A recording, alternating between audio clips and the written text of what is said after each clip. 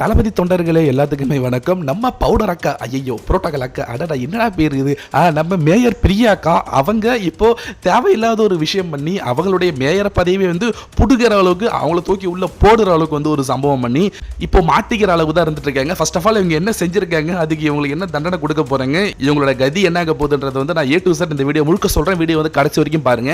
ஏற்கனவே வந்து இந்த மேயர் பிரியா மேல பல ஊழல் குற்றச்சாட்டுகள் அப்படின்றது வந்து வச்சுட்டு தான் வந்துட்டு இருக்காங்க.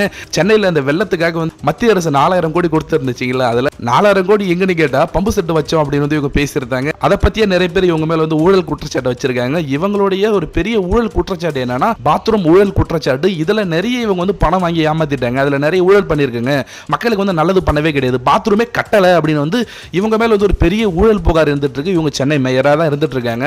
ஆனா இது விஷயம் கிடையாது, இவங்க பண்ணிருக்க ஒரு சம்பவத்தால தான் வந்து இவங்களுக்கே ஒரு பெரிய சம்பவம் நடந்திருக்கு. என்ன அப்படின்னா அமைச்சர் சரத்துக்கு எதிராக இவங்க வந்து போராட்டம் பண்ணியிருக்காங்க. இவங்க மட்டும் போராட்டம் பண்ணல, இவங்க கூட வந்து சேகர் பாபுவும் வந்து போராட்டம் பண்ணியிருக்காங்க. இவங்க 2 பேர் சேர்ந்து போராட்டம் பண்றதுல எந்த ஒரு அதிசயமும் கிடையாது. ஆனா தமிழ்நாடு அரசு அந்த ஒரு போராட்டத்துக்கு வந்து அனுமதி கொடுக்கவே கிடையாது.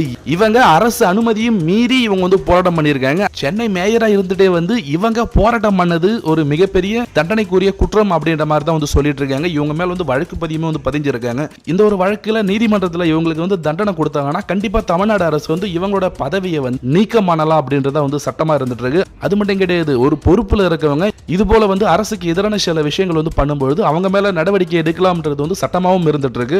தமிழ்நாடு நகர்ப்புற உள்ளாட்சி அமைப்புகள் சட்டம் 1998 பிரிவு 58 படி அரசு வந்து இவங்க மேல நடவடிக்கை எடுக்கலாம். சோ ஏற்கனவே பல ஊழல் புகார் இருந்துட்டு இருக்கு. இதுல இந்த ஒரு விஷயம் சேர்ந்து இவங்களுடைய பதவி சீக்கிரமே வந்து பறிக்கப்படும். இவங்க ஊழல் பண்ணதுக்கான அந்த ஆதாரங்களை திரட்டிட்டு வந்து சீக்கிரம் இவங்களையும் தூக்கி உள்ள போட்டுருவாங்கன்ற மாதிரி தான் இருந்துட்டு இருக்கு. ஏற்கனவே செந்தில் பாலாஜிக்கே வந்து சம்பவம் வந்து தாவேக அரசு பண்ணிட்டு இருக்கு. அடுத்து வந்து மேயர் பிரியா சேகர் பாபுக்கு தான் சம்பவம் இருக்குன்ற மாதிரி வந்து சொல்லிட்டு இருக்காங்க. இதை பத்தி நீங்க என்ன நினைக்கிறீங்கன்றத கமெண்ட்ஸ்ல சொல்லுங்க. சப்ஸ்கிரைப் பண்ணாதவங்க சப்ஸ்கிரைப் பண்ணுங்க. தேங்க்யூ.